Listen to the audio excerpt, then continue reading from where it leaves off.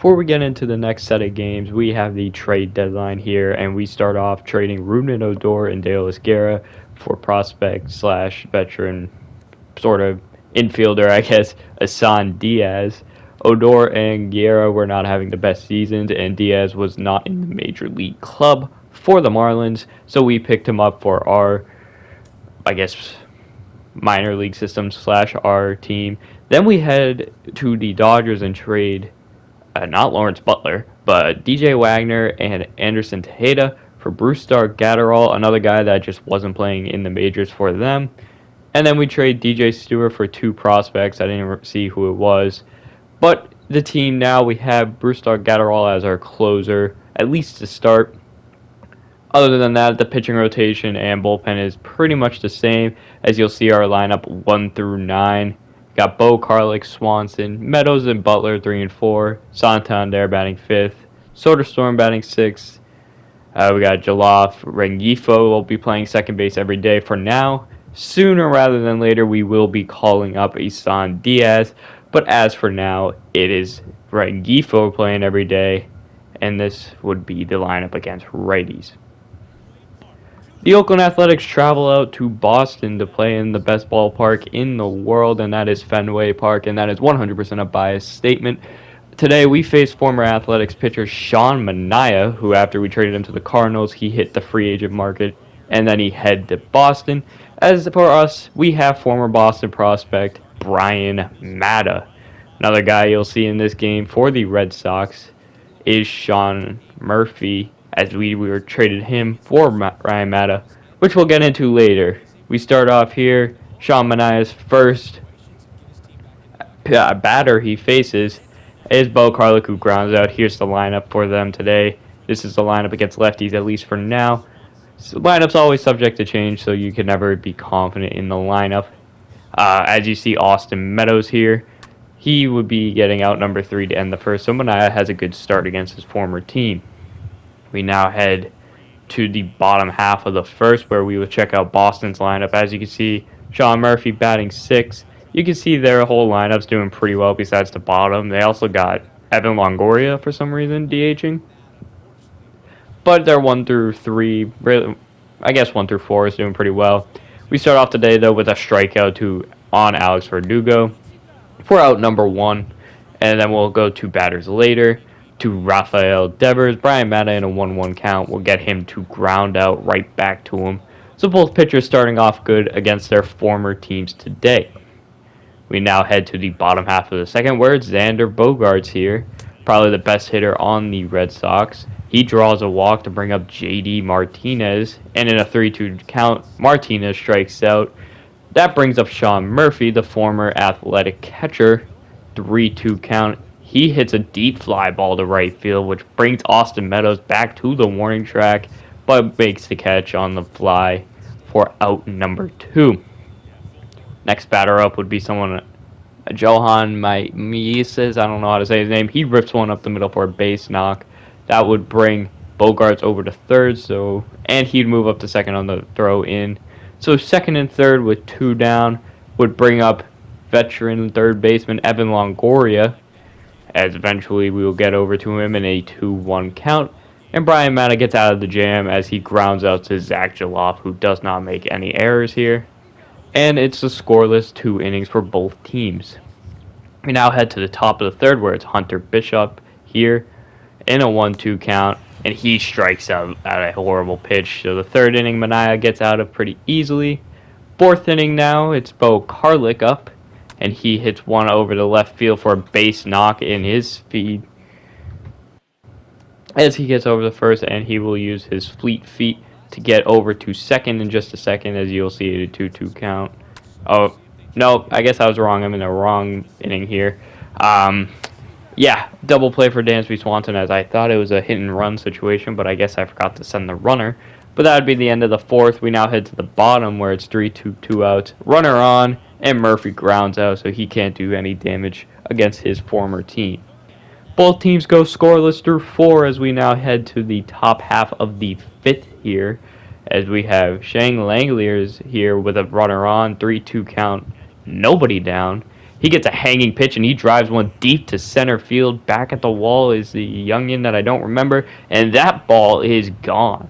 Shang Langeliers, or Shang, not Shang, Shea Langeliers hits a deep shot to center field, his third homer of the year, and he puts the Athletics on the board first, putting them up 2-0 against Sean Manaea. And that would basically do all for that inning with 2 outs. Luis Rengifo has a shot to keep the inning alive. And he does exactly that. He drills one over to the monster, and that ball gets out of here. The Athletics take a 3-0 lead on Rengifo's, I believe. I don't want to guess, so I'm just going to wait. 4th homer of the year. And now the Athletics take their 3-0 lead into the top of the 6th, where it's Bo Karlik ripping one in the left field again. He's an opposite field base knock, almost guarantee. Like, he's basically a machine at that. And after that, they'd end the day of Sean Manaea. So 3 earned runs and I think 5 innings of work. They call Oliver Drake on to relieve him. And here's the time where Bo Karlik will go and swipe second, even on Sean Murphy, who's one of the best defensive catchers in the game today. But he gets a stolen base here, as you can see the StatCast stats. After an out from Dansby Swanson, they decide to intentionally walk Austin Meadows, who right now is the hottest hitter in the MLB. So it makes sense, even though he was 0 for 2 on the day. But it wouldn't matter anyway, as the next batter is Zach Gelof. And a wild pitch would advance both runners 90 feet, so the double play is now out of it. And now Gelof would end up getting out. It brings up Shea Langeliers again, and he rips one opposite field for a base knock. 1 run will score. Meadows will hold up at third. Athletics go up 4-0 as Langeliers is responsible for 3 of the runs so far today. Then we'll bring up Lawrence Butler trying to continue doing damage, and he'll do just that as he rips one up the middle. And the Athletics take a 5-0 lead here in the 6th inning. We now go to the bottom half of the 6th, where Mata is still on the mound, and the Red Sox finally get on the board as Rafael Devers hits a solo shot into our bullpen. And that would be Devers' 22nd home run of the year. It is now 5-1. Athletics still in the lead. Next batter is Xander Bogaerts. And both with 2 outs, both hit moonshots to cut the deficit down. Back to a 3-run game here, as Bogaerts hits, I think, in his 13th homer of the year, but it goes a long way. And then Sean Murphy eventually Brian Mata gets out of the inning, striking out Sean Murphy. In the 7th inning, we go to Jack Weisenberg, who had a pretty good 1-out outing in his only start so far, and he is hot here. He strikes out his first batter of the day. He ends up walking a batter, and then Christian Arroyo, he strikes out. So now 2 outs. Another batter walks and 3-2 count. He strikes him out again. So 2 walks, 3 strikeouts. A good inning. Just need to calm down on the walks. Ryan Brazier comes in for the Red Sox in the next half, or I guess the next inning. And it'll bring up Austin Meadows in a 3-2 1-out count. And Austin Meadows drills one into deep right center field, and you know Meadows has to hit a home run in almost every game he plays. A solo shot to extend the lead to 6-2 on Austin Meadows' 39th homer of the year. We now go to the next half of the inning, where Adam Kolarek will come onto the mound to pitch, facing Rafael Devers again here in a 1-1 count. And Devers gets a hanging pitch, and he drills one up the middle for a base knock. So nobody down. We have a runner on already, which will bring up Xander Bogaerts, already home running again earlier in the game, just like Devers. And he'll hit this one to deep center field, and Bogaerts hits his 14th homer of the year, his 2nd on the day, as he cuts it now to a 6-4 Athletics lead, as Bogaerts and Devers are the only reason they're in the game. Sean Murphy, he, draws a walk here. And then we'll bring on Enyel De Los Santos to get out of the rest of the inning. There's 1 down. It's Shohan Maisis, I think. A fastball at the eyes for 2nd ball. And eventually, Yell will get out of the inning as a ground ball to Swanson. It's a hard 6-4-3 double play to end the 8th inning as we'll go on to the 9th where new closer Brusdar Gratterall, I still can't say his name to this day, and even with a couple walks, it actually looks like only one walk, he'll get out of the inning and get his first save of the year as the Oakland Athletics will win today's ball game 6-4 on a great pitching performance from Brian Mata and a good hitting day for some people. Shane Legliers most likely wins player of the game. That's what I assume, seeing as he had 3 of the 6 runs. Austin Meadows did go yard today. Brian Mata picks up his 12th win. Sean Manaea gets his 7th loss in the year. See Legliers 2 for 4 with a home run, 3 RBIs. Meadows had a home run and an RBI. Rengifo had a home run. And Bo Karlik was 2 for 4. Meanwhile, for Boston, the Xander Bogaerts show 2 home runs out of 3. He also drew a walk. Devers went 3 for 4 with a home run, but the rest of the Red Sox just could not get it going. Both teams had 8 hits, no errors on the day for either team. It was really a 2-player game for the Red Sox. As for us, we had at least 3 players put up some runs, and we had some players doing pretty well outside of it. Before we hop into the next game, here's a snapshot of the player of the month. And you see Austin Meadows won it in July as well as Jeremy Ironman. And there's the stats for Meadows of July. 19 home runs that month. He just dominated there. As we'll now take on the Astros here in the beginning of August in Minute Maid Park, as is a divisional matchup against, I guess, our rivals. Framber Valdez is on the mound today for them. He's having a pretty good year, and they instantly start off with a first base substitution. But we don't care about that, as we'll start in the bottom half here. Here's the, Astros lineup there. As you can see, they have a good 1 through 4. Everyone else is pretty decent, but not great. Bottom half, it's our ace Cole Irvin starting off, and in a 3-2 count to Jose Altuve. He drills one into deep left field, and that gets the party started. A solo shot on the first at-bat of the day for the Astros. Altuve drills his 24th. Next batter up would be Alex Bregman. And in a 1-1 count, Bregman would do the exact same thing. Drill one deep into left field and have another solo shot for the Astros. It is now 2-0 Astros on Bregman's 19th homer. Later on that inning, it's Kyle Tucker who will drill a double off the left field wall. I don't know what's up with the Astros liking that left field wall, but it's going to piss me off most of this game and most of the series. It gets an easy 1-out double there. And next batter up, or maybe a few batters later, it's Alex Delgado with a runner on first and a runner in third. It's a base knock, bringing a score 3-0 for the Astros. And next batter up would be Jose Trevino, or Joe Trevino, I don't remember. It's a base knock anyway, and it's a 4-0 lead in the first inning for the Astros. We jump on now to the top half of the second, where we get one of the runs back with Tyler Soderstrom drilling one to center, and that ball does get out of here. Soderstrom's been one of the best bats here for us, even in his limited time compared. I guess he plays almost every day now, but he hits his 15th homer of the year, and he just tries to cut the lead down, but on the other side, Cole Irvin just could not get them out. It is Yordan Alvarez drilling one to deep right field. It is now a 6-1 lead in the second or third inning.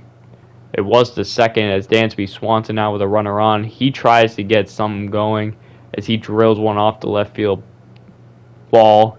First and third, nobody down. Have a big situation here. Coming up is Jeremy Ironman, and he drills one into deep left field. Yordan will make the catch, but the run from third, who I believe is Hunter Bishop, will score easily and is now 6-2.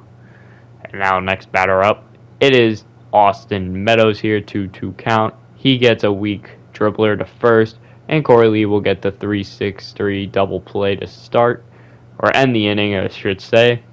We now go to the top half of the fourth as another runner is on. It is Tyler Soderstrom drilling one up the middle for a base knock. Again, DHing on the day as Langeliers is playing catcher. And now 2 runners on and nobody, or 1 down, is Albert Almora Jr., who is playing for the off day Bo Karlik. And he rips one in the left field for a base knock. So now the bases are loaded. Still 1 down. A big opportunity here for the Athletics. Could easily tie the game. And Luis Rengifo, who did have a monster home run not too long ago, he dribbles one up to Correa for a 6-3 double play. That is definitely not Correa, but we're just going to go along with it because I already said it and I don't feel like editing it. Now to the bottom of the 5th, we have Cole Irvin just trying to get out of the a good performance, and with 2 outs, he allows a double down the left field line. And I believe, I don't know if I take him out after that or if I wait for the next run, but the next batter, you have Alex DeGotto. He gets a base knock over the right field, and that would easily score the 7th run of the day. And that would do it for Cole Irvin after that. 4 2/3, a horrible start for him today. Paul Blackburn will get on to do some long relief. And 3-2, 2 outs here. He walks the bases loaded. He struggled to get out of this inning. And next batter would be Jose Altuve, who rips one off the glove of Jaloff, but he can't make the throw in first in time. It is 8-2 for the Astros. We now go to the top half of the 6th, where Framber Valdez worked his 6 strong innings.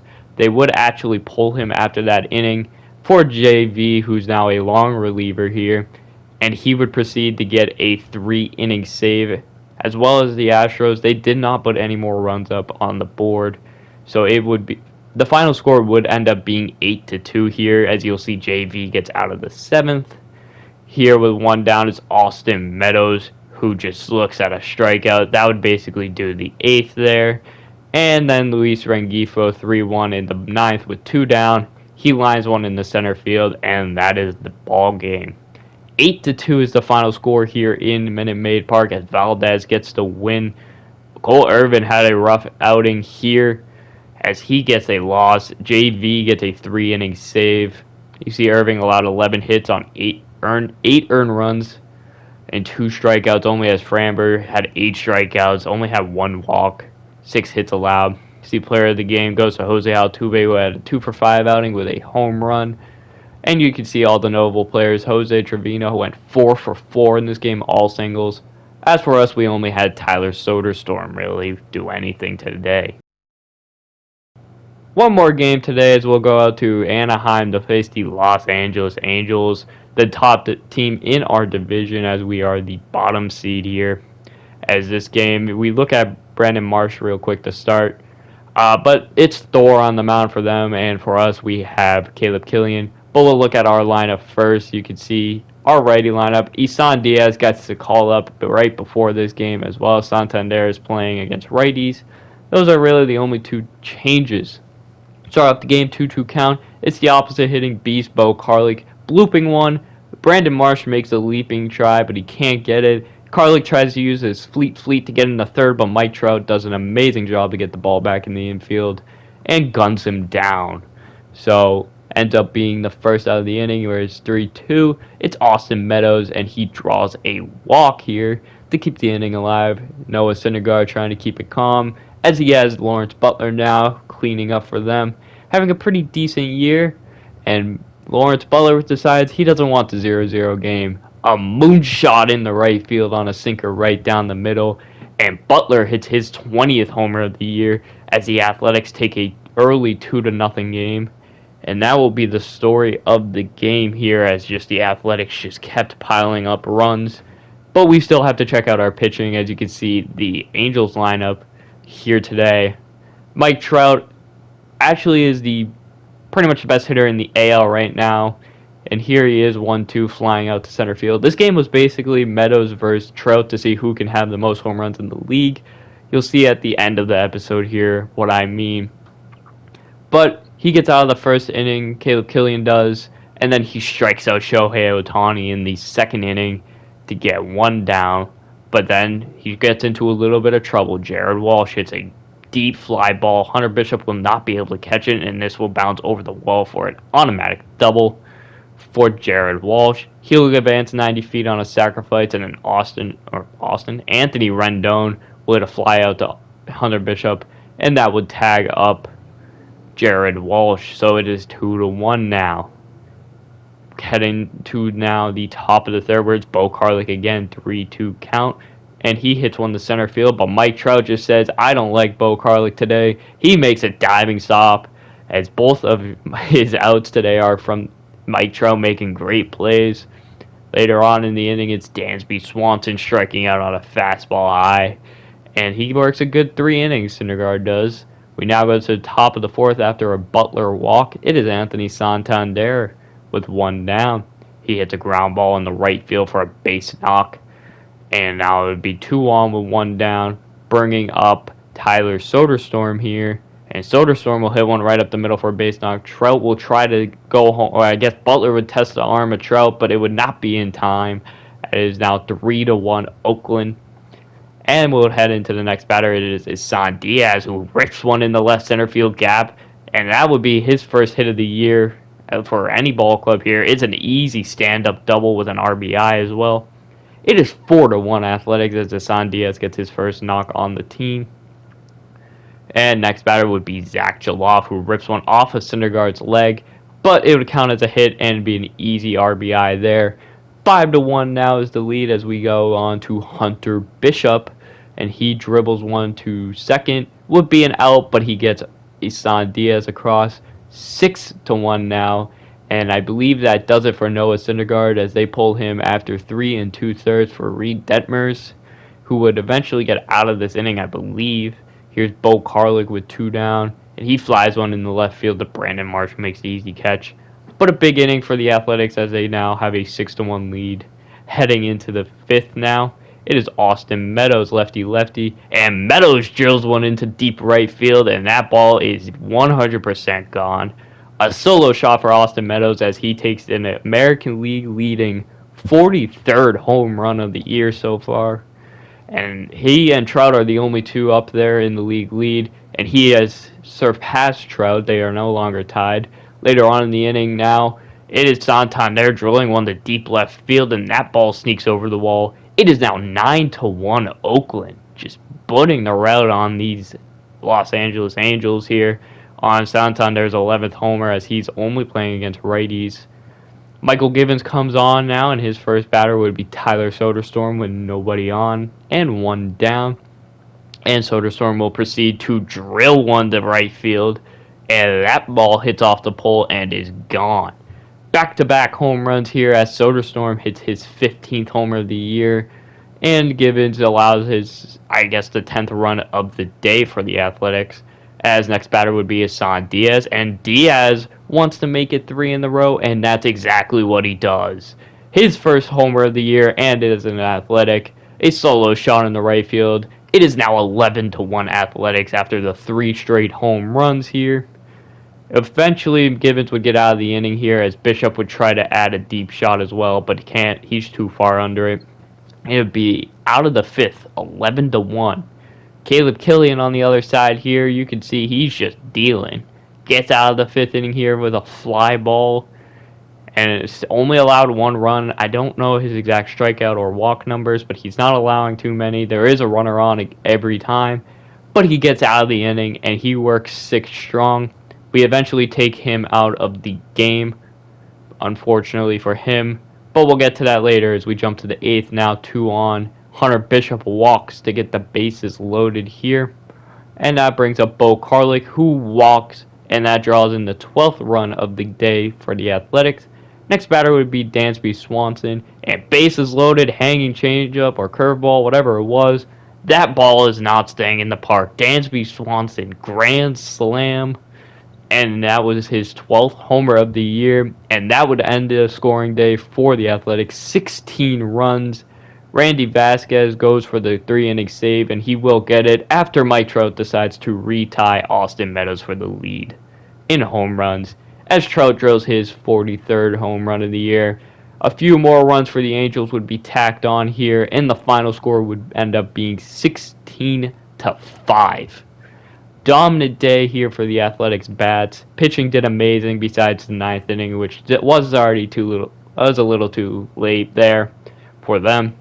See, player of the game goes to Isan Diaz in his first start of the year. Had a double and a home run, responsible for 2 RBIs, or I guess 3 runs total. Caleb Killian gets the win there. Noah Syndergaard gets the loss. You can see we had Diaz, Butler, Meadows, and Santander all going deep this game. As for the Angels, really the only player who did anything was Mike Trout. Shohei Ohtani did nothing. Rendon did something at the end of the game, but it was already too late there. Walsh did go 1 for 2 with a double, but that was about it. And the only other thing you'll see is a screenshot/video part of the league lead in home runs. But other than that, you can just tell it's Meadows and Trout at 44. Thank you guys for watching. Until next time, I'll talk to y'all later.